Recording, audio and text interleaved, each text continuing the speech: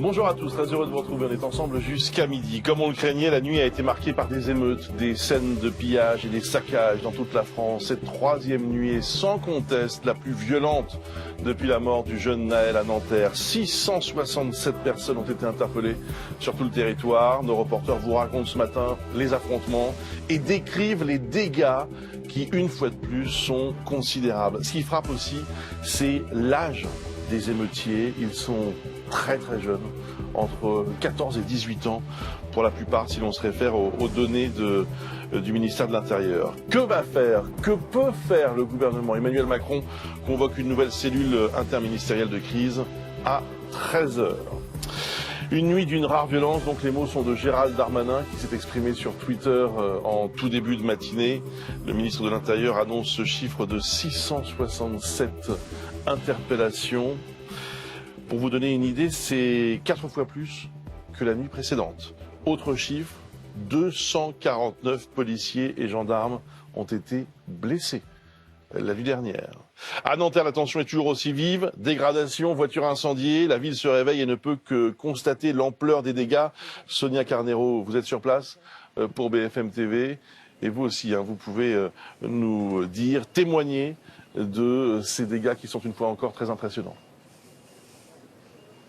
Oui, nous sommes non loin ici de la cité Pablo Picasso. C'est vraiment ici que les affrontements les plus violents ont eu lieu quelques heures après la fin de la marche blanche pour Naël. Regardez cette banque, elle a été complètement pillée, vidée et a ensuite été incendiée. Alors ce matin, on commence un peu à barricader, à fermer cette banque pour ne plus pouvoir y pénétrer. Mais regardez surtout cette banque, quand elle a été incendiée, eh bien au-dessus, il y a des habitations et la fumée s'est très vite propagé aux étages supérieurs. Le premier étage, évidemment, a été le plus touché, mais on voit encore les traces de fumée noire. Comme vous pouvez le voir, les habitants, évidemment, ont eu très peur dans cet immeuble d'Emmaüs Habitat. Nous avons échangé avec plusieurs d'entre eux qui étaient présents, notamment au moment des faits. Je vous propose d'écouter ce témoignage. La peur a commencé quand les flammes du Crédit Mutuel ont commencé à monter vers les étages. Et là, on a eu vraiment peur. Et ça, c'est vrai, c'est vrai. Par contre, les pompiers sont arrivés très vite. Et donc, mais il y a eu un deuxième départ de feu vers 22h, ou alors le premier départ de feu n'a pas été complètement éteint. Donc, les pompiers sont revenus pour sécuriser les lieux.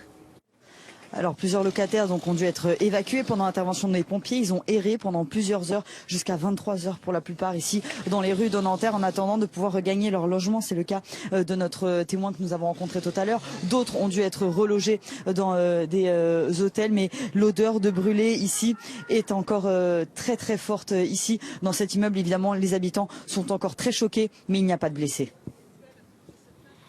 Merci beaucoup Sonia Carneiro, et évidemment nous serons à nouveau à Nanterre tout au long de cette matinée. Vous voyez sur nos images en direct Clément Beaune, le ministre des Transports, avec Jean Castex, le patron de la RATP, au dépôt d'Aubervilliers, où 13 bus ont été incendiés durant la nuit. C'est ce que le ministre est venu constater. Nous l'entendrons évidemment tout à l'heure lorsqu'il prendra la parole. Ce qui est, j'allais dire, nouveau, malheureusement, dans ce qui s'est passé cette nuit, c'est que plusieurs quartiers de la capitale ont aussi été marqués par des incidents. On va retrouver tout de suite Marie Gentry qui se trouve place du Châtelet. À Paris, Marie, des dégradations, des pillages ont eu lieu. Exactement, plusieurs grandes enseignes ont été complètement vandalisées, complètement pillées. C'est le cas de cette enseigne Nike au Hall. Je vous laisse voir sur les images de Simon Pires, image impressionnante puisque la vitrine a été fracassée notamment avec des tables de restaurant. C'est ce que nous racontait une témoin qui a assisté à la scène cette nuit. Alors on va vous montrer l'intérieur du magasin qui est complètement sans dessus-dessous. La police d'ailleurs est arrivée sur place. Voilà, je vous le disais, on a pu parler avec quelques personnes qui ont assisté à la scène cette nuit qui s'est déroulée vers 23h30, 23h40, nous disent-ils. Ils nous l'ont raconté, on les écoute. Malheureusement, le Nike il a été enfoncé. D'autres groupes de jeunes ont tenté du coup, le Foot Locker qui est juste dans le coin de Châtelet. Puis ils ont essayé de faire aussi le New Balance, mais ils n'ont pas réussi.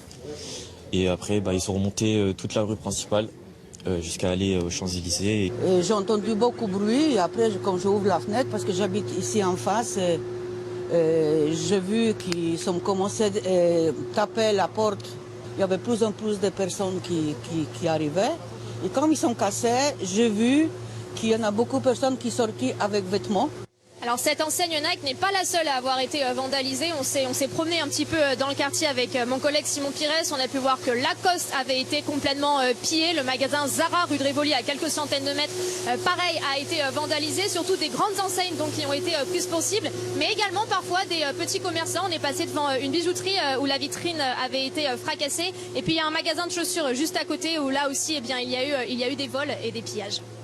Merci Marie Gentric. D'autres quartiers de la capitale, je le disais, Belleville, le 17e arrondissement, ont été marqués par des incidents donc à l'intérieur de la capitale.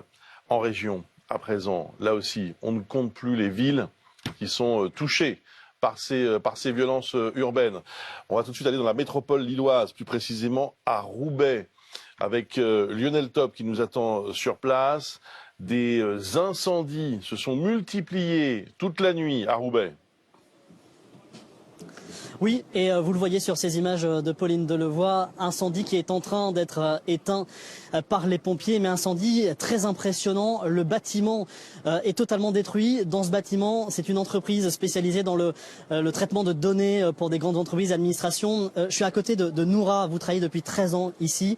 Vous étiez informé de l'incendie de ce bâtiment, vous êtes venu voir quand même. Ça vous fait quoi? Alors, je suis choquée, consternée. J'ai le cœur là, ça fait 10 minutes que je suis là et j'ai vraiment le cœur qui sort de mon corps, quoi. Je le sens battre, c'est terrible. C'est quoi la suite? Vous avez eu des informations sur la journée de travail, enfin voilà, concrètement, qu'est-ce qu'on fait quand on travaille là et qu'on ne peut plus travailler? Alors je voudrais préciser que dans le site, il y a 2 entreprises. Il y a une association qui fait du microcrédit dont je fais partie. Cette association est installée depuis l'ouverture du site ici. On est là pour permettre à des personnes qui n'ont pas de possibilité bancaire de pouvoir créer leur entreprise, s'insérer économiquement. Donc vraiment des gens qui n'ont pas de moyens. Et aujourd'hui, bah voilà, je veux dire, on ne pourra pas continuer cette mission. Je trouve ça scandaleux, regrettable, triste. Merci, bon courage. Et malgré l'important dispositif de sécurité, le raid était présent, un hélicoptère de la gendarmerie nationale survolait la ville de Roubaix toute la nuit. Malgré tous ces moyens, eh bien, les violences ont malgré tout eu lieu ici dans la métropole lilloise. Merci beaucoup Lionel Top. La réaction de cette habitante, évidemment, montre à quel point il y a évidemment d'un côté beaucoup de colère, mais aussi beaucoup d'incompréhension parce que les bâtiments qui sont ciblés semblent l'être totalement au hasard. C'est ça qui frappe aussi beaucoup dans ce qu'on découvre au petit matin lorsque le jour se lève, c'est qu'on a le sentiment qu'il n'y a pas vraiment de, si ce n'est évidemment l'envie de casser, de piller, de saccager. On va y revenir dans quelques instants parce que c'est aussi quelque chose qui frappe beaucoup aujourd'hui. Ça s'agite un petit peu là du côté de Clément Beaune qui semble être sur le point de reprendre la parole. Le ministre des Transports du côté donc du dépôt RATP d'Aubervilliers. Évidemment, je l'ai dit, nous ne manquerons pas son intervention d'ici à quelques instants parce que ça aussi, c'est quelque chose qui a beaucoup frappé. Alors, les transports en commun sont peut-être plus régulièrement pris pour cible, mais là évidemment c'est le nombre encore une fois qui a pu troubler, voire choquer.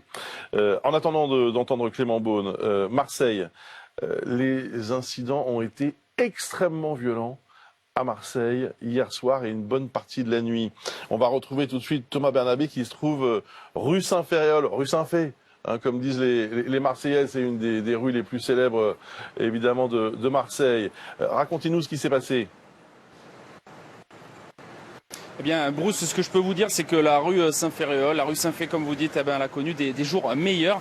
Regardez par exemple cette devanture de magasin, voilà une devanture qui est complètement à terre. C'est le cas de nombreuses boutiques ici dans cette rue. Alors si voilà, cette boutique de sneakers bien connue, elle a résisté grâce à son portail mécanique. Ce n'est pas le cas de toutes les boutiques, notamment un maroquinier un peu plus bas qui a vu sa boutique entièrement dévalisée. Même constat rue Paradis, à 2 pas d'ici, où là c'est un opticien qui a vu sa boutique entièrement vidée de toutes ses paires de lunettes. Alors j'ai posé la question ce matin lors de mes déambulations sur le Vieux-Port et vous verrez que les Marseillais ils sont plutôt partagés face à ces violences.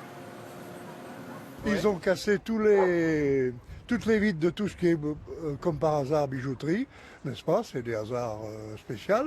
Là, ici, quand on regarde... Cette nuit, nous avons vécu une situation extrêmement difficile avec une attaque qui a été faite contre ce centre. 13 bus ont été visés, 12 ont été complètement incendiés. Et je veux le dire, mon premier message est évidemment un message d'indignation, d'écœurement quand on voit nos services publics qui sont touchés. Ça ne peut ajouter que l'injustice à l'injustice et que la colère à la colère. Ça n'apporte évidemment aucune solution. Et donc il faut condamner extrêmement clairement et fermement ces violences. Je vais vous le dire aussi ici, Madame la maire, auprès de vous, parce que rien ne peut le justifier. Et donc nos services publics, je le redis, sont au service de tous et notamment au service des plus modestes. Les transports du quotidien, les commissariats, les écoles apportent des solutions, apportent des réponses et les détruire, c'est au fond ajouter des difficultés à une situation déjà très difficile. On ne peut pas le tolérer, on ne peut pas le laisser passer. J'ai voulu aussi apporter un message de soutien, évidemment aux habitants d'Aubervilliers, Monsieur le Président Stéphane Troussel, Monsieur le député, aux habitants de Seine-Saint-Denis, qui vivent eux-mêmes une situation extrêmement difficile en ce moment à cause de ces violences qui se répètent et qui se sont multipliées. Et un message de soutien aussi, comme je l'ai fait hier auprès de Jean Castex et auprès de la région qui organise les transports en Ile-de-France, un message de soutien à nos agents publics du secteur des transports, qui très courageusement d'ailleurs ont assuré la mise en sécurité de nombreux passagers quand il y a eu une attaque à Clamart la nuit précédente et qui ici encore à Aubervilliers ont été courageux et je veux apporter le soutien à tous nos agents du service public, nos forces de sécurité, nos forces de secours et évidemment plus particulièrement à nos agents des transports en Ile-de-France mais en réalité partout en France parce qu'il y a eu beaucoup de difficultés ces dernières heures. Et puis, je veux le dire aussi, nous prenons toutes les mesures pour que nos services publics et nos transports publics, en l'occurrence, fonctionnent le mieux possible. La région y est en particulier engagée parce qu'on a besoin de plus de services publics. Donc, on a besoin que nos bus, nos tramways, nos métros, nos RER circulent. Et je salue aussi l'engagement de tous pour que, même s'il y a des perturbations inévitables, le trafic reprenne le mieux possible dès ce matin, comme ça a été le cas hier matin. Mais la sécurité avant tout. Et donc nous ne prendrons pas de risques inutiles. C'est pour ça que hier, nous avons dû, avec la préfecture de police et la région, décider qu'il n'y avait pas de transport de surface, bus et tramway après 21h, que la reprise se faite en sécurisant chacune des lignes pour s'assurer qu'il n'y a pas de difficulté d'infrastructure, de circulation, de sécurité. Et vous le comprendrez bien que nous adapterons ces mesures, la région, les opérateurs publics avec la préfecture de police dans les heures qui viennent en fonction de la situation. Nous souhaitons que les services publics reprennent.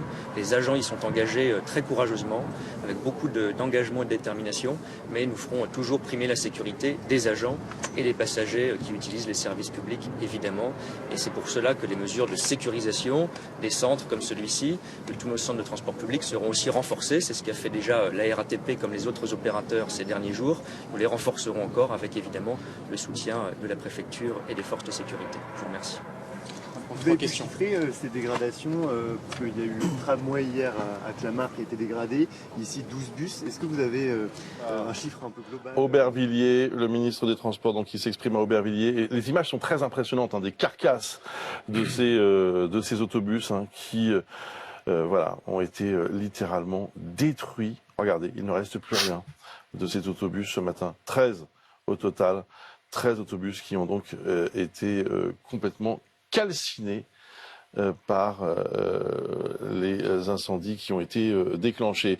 On va retrouver Benjamin Dubois tout de suite pour voir d'autres images et pour voir que tout cela s'est étendu à d'autres villes, des violences inédites depuis les violences urbaines de 2005, Benjamin. Oui, Bruce, exactement. Paris, notamment Paris, la capitale, a été le théâtre de nombreux pillages tout au long de la nuit. Les individus, souvent jeunes, se sont déplacés en bande à Belleville, dans le 20e arrondissement de Paris. Des individus ont affronté la police avec des tirs de mortier d'artifice.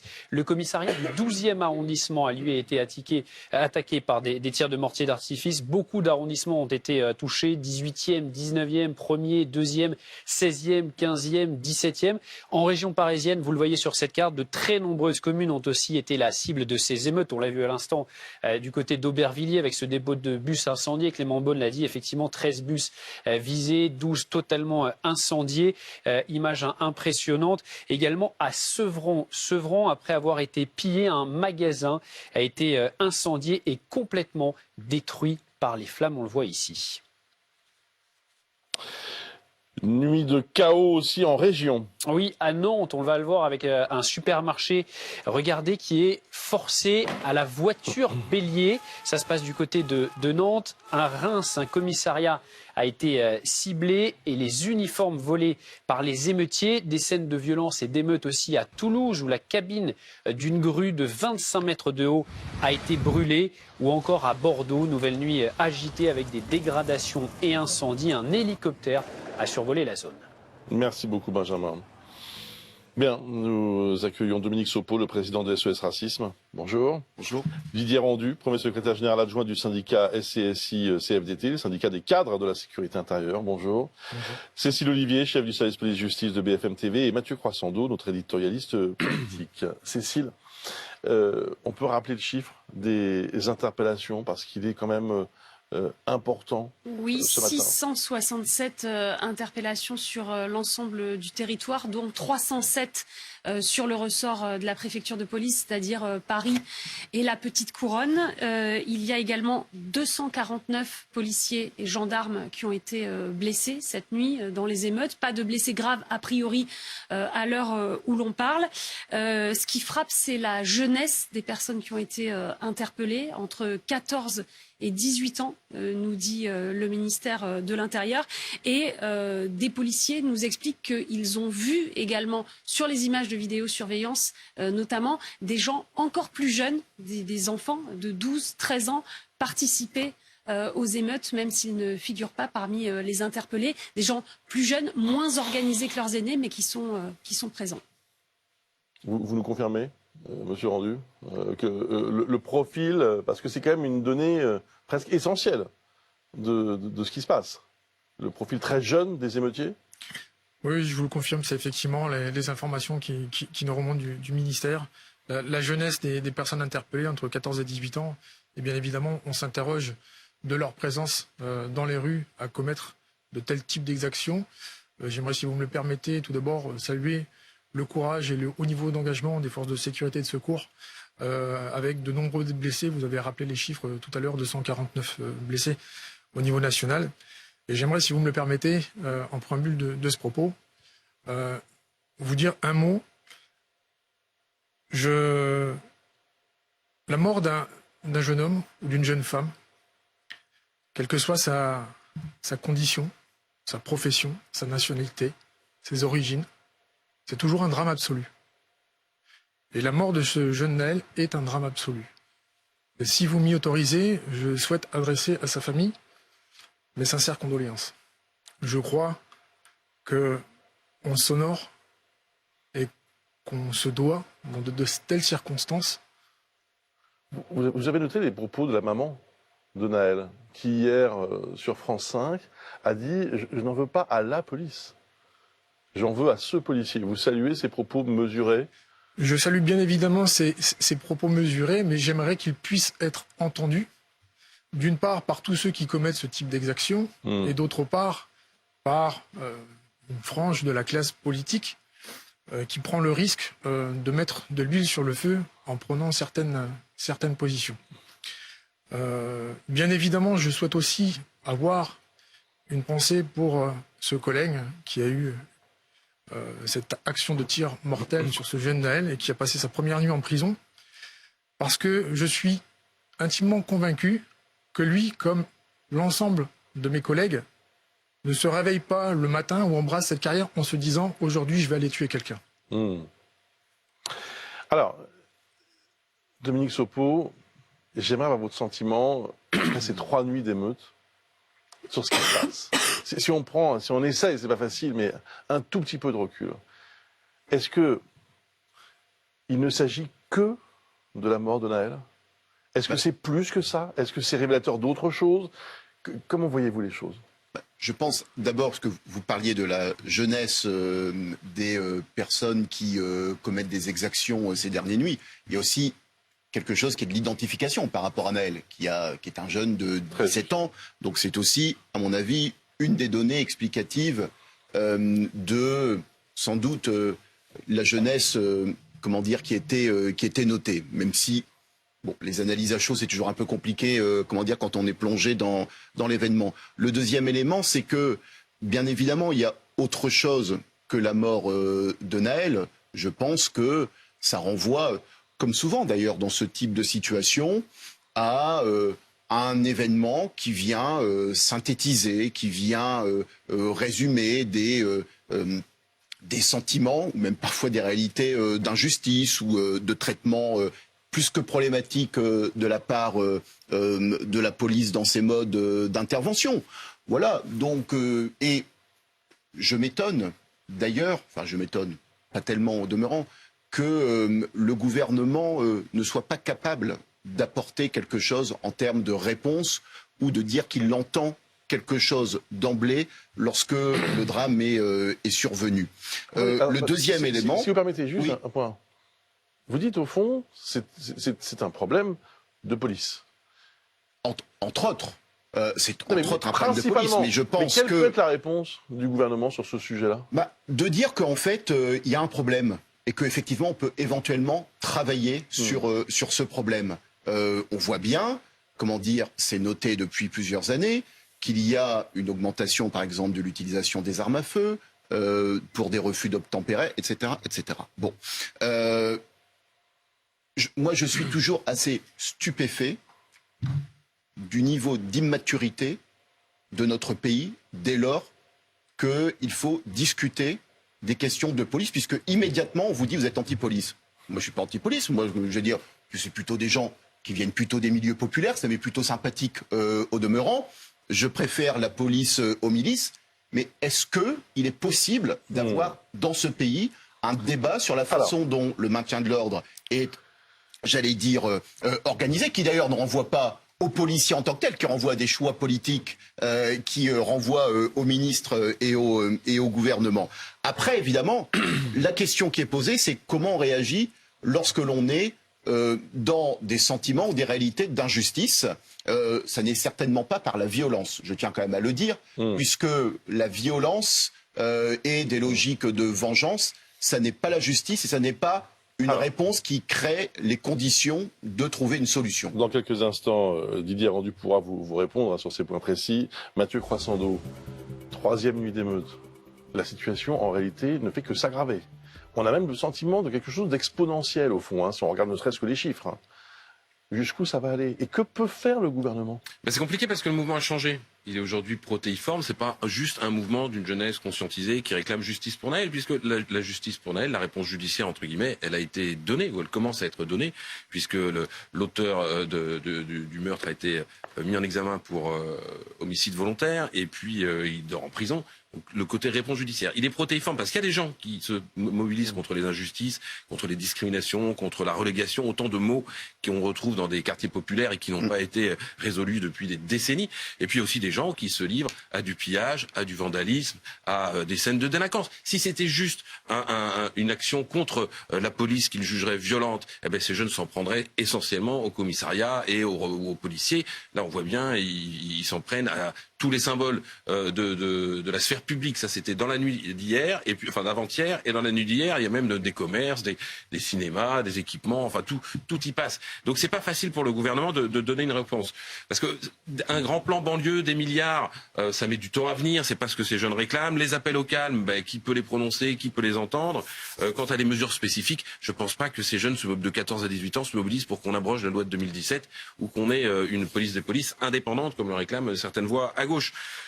Il y a une vraie question que soulève Dominique Sopo, c'est ce rapport entre la population et la police. On a eu, souvenez-vous, après le tabassage du producteur de musique Michel Zecler, une réaction de l'exécutif qui était de mettre en place un Beauvau de la sécurité. Et ce Beauvau de la sécurité, il s'est davantage traduit comme des ateliers sur le malaise dans la police, et il y avait des raisons de malaise dans la police, plutôt que sur le malaise que peut éprouver une partie de la population, et en partie la jeunesse de ces quartiers populaires, avec la police. Et peut-être que c'est cette question-là qu'il faut enfin traiter sans a priori et se dire voilà, ça n'est pas normal. Ce qui s'est passé, évidemment, n'est pas normal avec Nahel. C'était extrêmement choquant. Mais il y a voilà, un divorce entre une partie de la population et les forces de sécurité. On va se retrouver dans quelques instants pour la suite du live, bien sûr, avec nos équipes qui sont bien sûr sur le terrain pour raconter cette troisième nuit d'émeute et nos invités à tout de suite.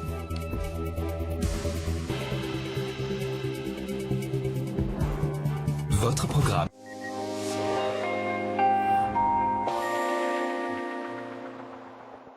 Bonjour, plus de 16 000 éclairs dans le ciel de France ces dernières 24 heures, des orages parfois très électriques, parfois aussi très pluvieux. Vous voyez en effet l'un d'eux ici dans le massif central, c'était hier en fin de journée. On va encore avoir de l'instabilité tout au long de la journée, beaucoup de nuages dans l'ouest mais également dans l'est, avec d'ailleurs encore en ce moment de bonnes précipitations, des pluies qui peuvent s'accompagner de quelques coups de tonnerre, alors essentiellement au-dessus des montagnes, des Alpes ou encore de la montagne corse. On va retrouver un ciel beaucoup plus coloré, regardez ici près du golfe du Lion, à cause du vent très fort, jusqu'à 80 km/h pour la tramontane.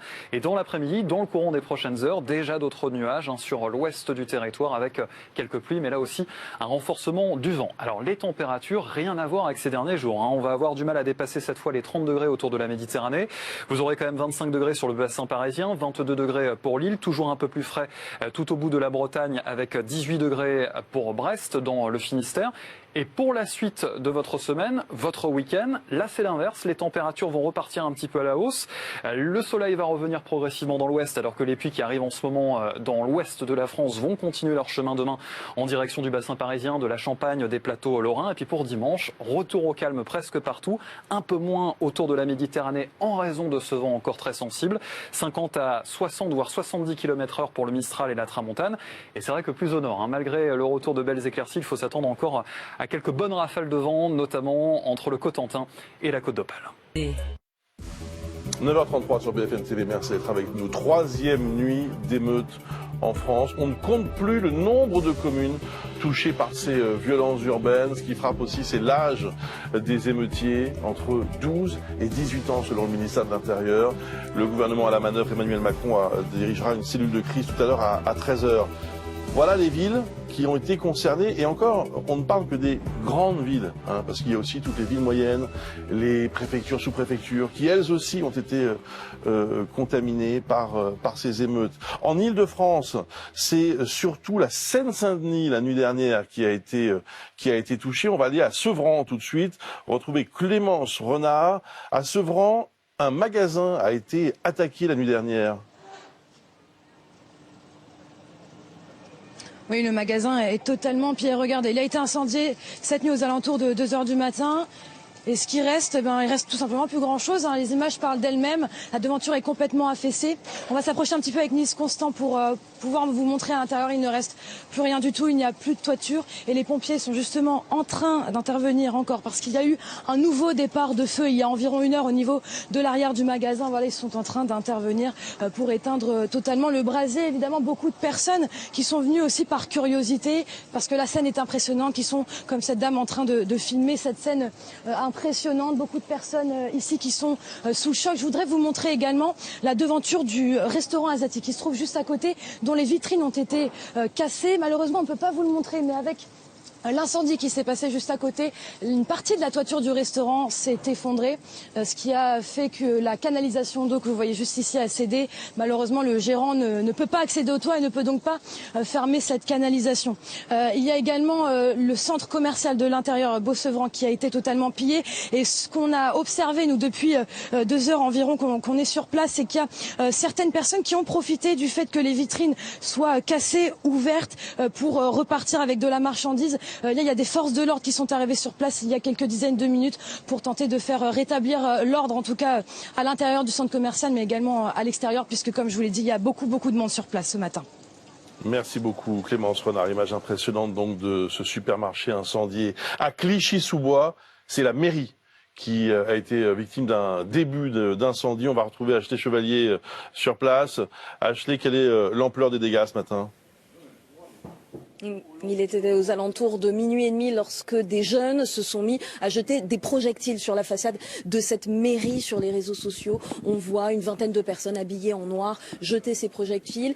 La porte de la mairie a été en partie incendiée. On voit les dégâts ce matin et il y a cette grande porte vitrée qui a été cassée. L'intérieur de la mairie n'a en revanche pas été dégradé. Et d'ailleurs, ce matin, les services municipaux fonctionnent normalement. Les violences la nuit dernière à Clichy-sous-Bois ont été aussi intense que la nuit précédente, même si ça s'est arrêté plus tôt, nous disent les services municipaux. Il reste encore quelques dégâts visibles dans la ville, des tas de poubelles incendiées. La médiathèque a également été dégradée, ainsi que quelques magasins au centre commercial du Chêne Pointu. Ces violences qui ravivent ici la mémoire de ce qui s'est passé en 2005. Les émeutes, ça avait commencé ici avec la mort de 2 jeunes, Ziyed et Bouna. Autre symbole, Clichy-sous-Bois, c'est la commune d'Olivier Klein, l'actuel ministre de la ville. Il a été maire de Clichy-sous-Bois ici de 2011 à 2022 et il est en ce moment le premier adjoint à la mairie de la ville. Merci beaucoup Ashley Chevalier pour ces toutes dernières précisions. La banlieue lyonnaise également au cœur de ces émeutes. Et à Vénissieux, on va retrouver tout de suite Lauriane Pellao. À Vénissieux, ce sont des immeubles mais aussi des transports en commun qui ont été incendiés. Et oui, la nuit a été longue et rythmée avec des affrontements entre les forces de l'ordre et les habitants. Ce matin encore, dans le quartier des Minguettes, il y avait des stigmates de ces violences. Une voiture brûlée, retournée au milieu de la route, une station de tram complètement détruite avec des vitres brisées, des panneaux de publicité endommagés, des barricades aussi étaient encore sur place et témoignaient de la violence des affrontements. Ici à Vénissieux, les tensions ont commencé un peu avant 21h hier soir. C'est à ce moment-là qu'un tramway a été bloqué par une poubelle avant d'être caillassé. Il n'y avait aucun passager à bord, mais les vitres ont été brisées. Les forces de l'ordre sont donc intervenues avec les premiers tirs de gaz lacrymogène. À partir de ce moment-là, ça a été une escalade de violence. Des tirs de mortier ont été lancés sur la police. Un hélicoptère a survolé la zone durant ces tensions pour coordonner l'action des forces de l'ordre qui ont tenté d'encercler les individus violents. Des tensions qui se sont terminées au milieu de la nuit. Alors dans la région lyonnaise, plusieurs autres affrontements ont eu lieu, comme à Vaux-en-Velin, Saint-Priest, Bron et même dans le centre de Lyon. Selon la préfecture, 5 fonctionnaires ont été blessés. 5 personnes ont été interpellées. Les dégâts matériels, comme vous le disiez, sont nombreux, avec notamment des transports en commun qui ont été incendiés.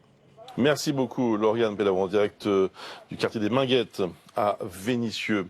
L'autre info de la matinée, c'est que le gouvernement tente de reprendre l'initiative avec une réunion qui a lieu en ce moment, Thomas Soulier, à Matignon. Oui, Matignon, on va sûrement voir les photos, images tweetées sur le compte de la première ministre, avec autour de la table Gérald Darmanin, Éric Dupond-Moretti, Christophe Béchu, encore Olivier Klein. Une première réunion, je dis bien la première de la journée, pour échanger sur les événements de cette nuit. On voit les images là, on voit que les visages sont fatigués, les mines, on va dire, très... Vous voyez, juste à droite, Elisabeth Borne, on voit Éric Dupond-Moretti qui prend sa tête entre deux mains. On voit qu'il y a une vraie inquiétude au sommet de l'État, car depuis hier soir, Bruce, on est passé dans une autre séquence pour le gouvernement. On n'est plus dans des violences, on n'est plus dans des tensions, nous sommes aujourd'hui dans des émeutes. Des émeutes donc à gérer par l'exécutif. Changement de séquence, changement de ton aussi, avec aujourd'hui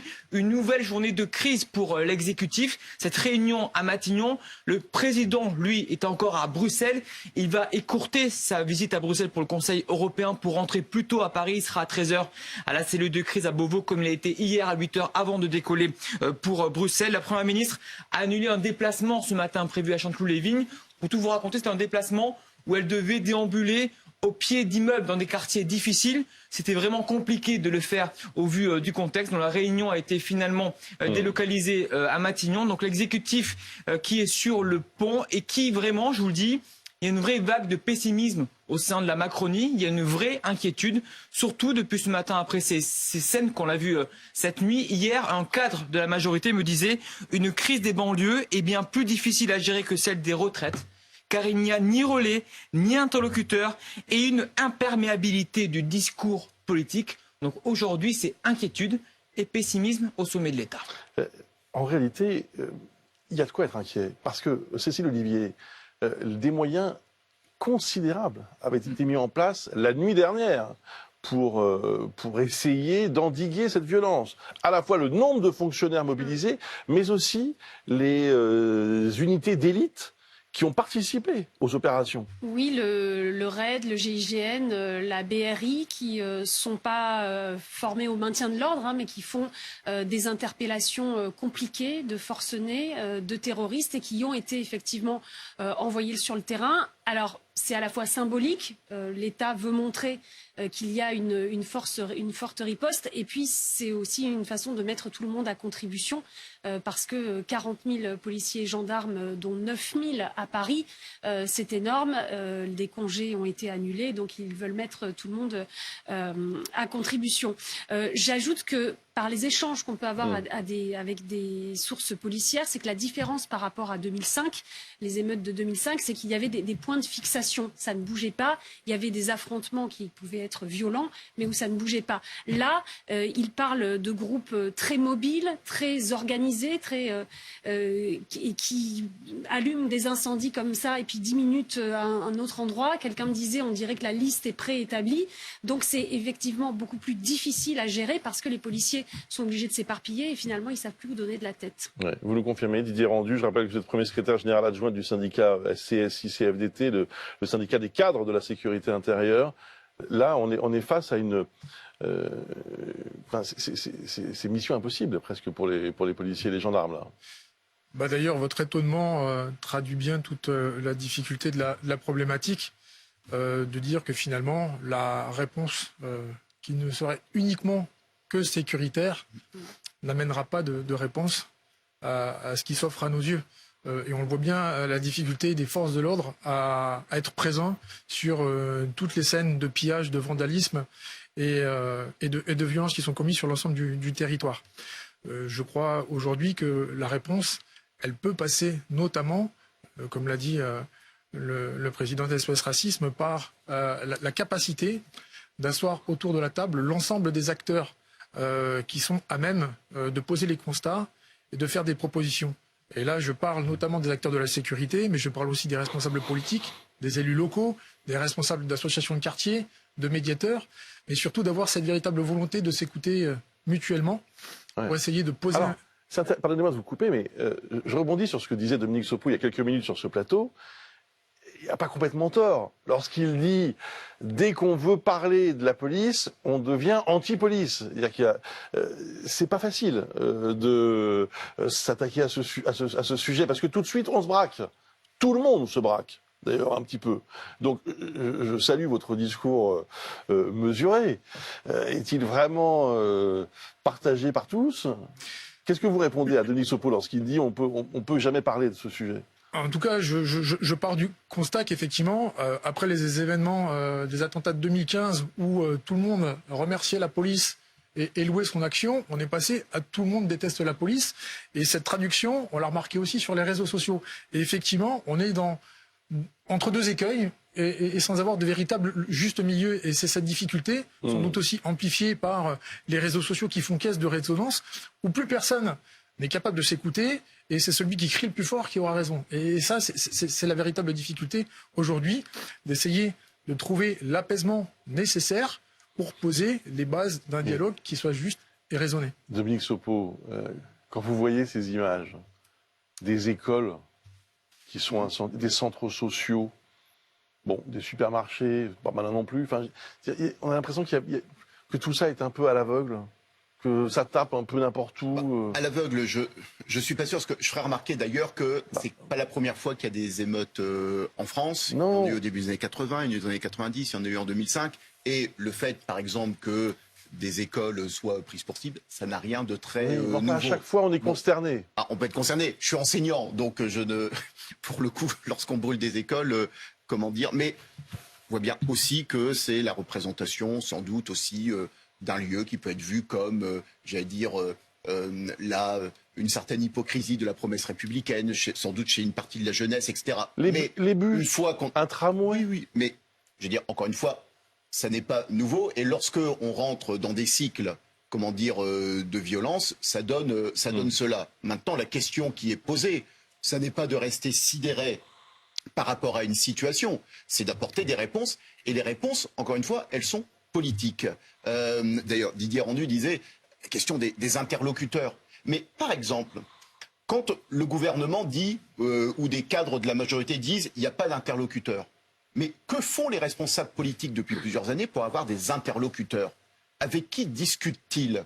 Qui, comment dire, est dans un dialogue avec les pouvoirs publics au plus haut niveau, ou même à des niveaux inférieurs, pour traiter de ces problématiques, qui ne sont pas des problématiques inconnues en l'espèce? Et on se dit, ah ben il n'y a pas d'interlocuteurs. Mais pour qu'il y ait des interlocuteurs, encore faut-il avoir envie qu'il y ait des interlocuteurs. Et ce que je dis là, ça ne renvoie pas simplement, j'allais dire, au pouvoir actuel. C'est quelque chose qui est beaucoup plus matriciel depuis trop d'années.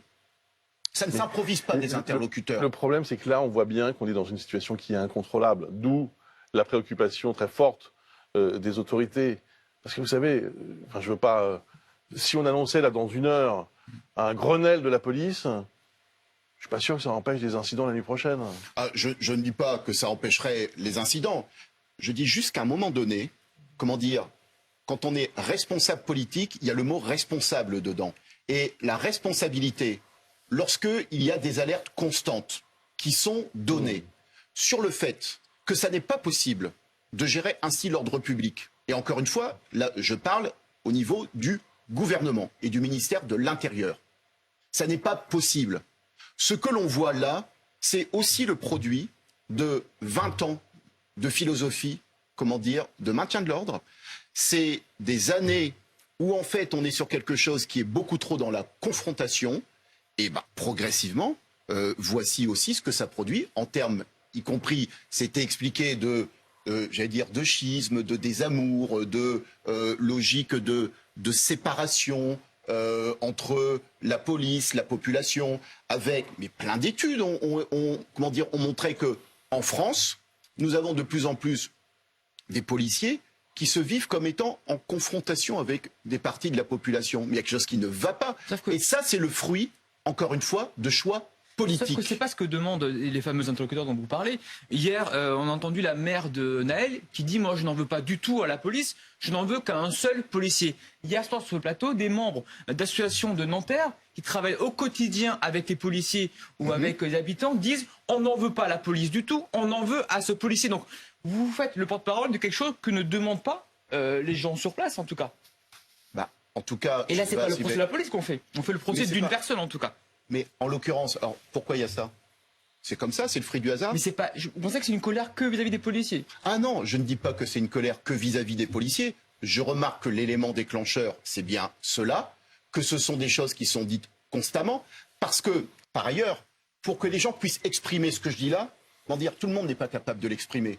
Parce qu'il y a ce qui se dit sur les plateaux, et comment dire, les réponses qui vont vous être faites lorsque vous dites ça sur des plateaux, parce qu'en fait, ça demande une certaine assise de dire ça aujourd'hui sur des plateaux de télévision, et ce que vous disent des gens en privé. Et en privé, c'est une autre musique, comment dire, que vous entendez. Mais quand on ne veut pas entendre, on arrive aussi à faire taire des voix, comment dire, qui sont critiques et qui font ce type d'analyse. Non pas en étant, je termine sur ça, anti-police, parce qu'effectivement, dans les quartiers populaires, il y a beaucoup de gens qui vont dire qu'ils ne sont pas anti-police, que la question de l'ordre républicain est quelque chose, comment dire, qu'ils demandent, mais qu'il y a des comportements qui peuvent entraîner ce type de tension. Merci beaucoup à tous les quatre. On va se retrouver dans quelques instants pour la suite du live et nous évoquerons à nouveau, bien sûr, ces violences urbaines qui ont émaillé quasiment tout le pays durant la nuit.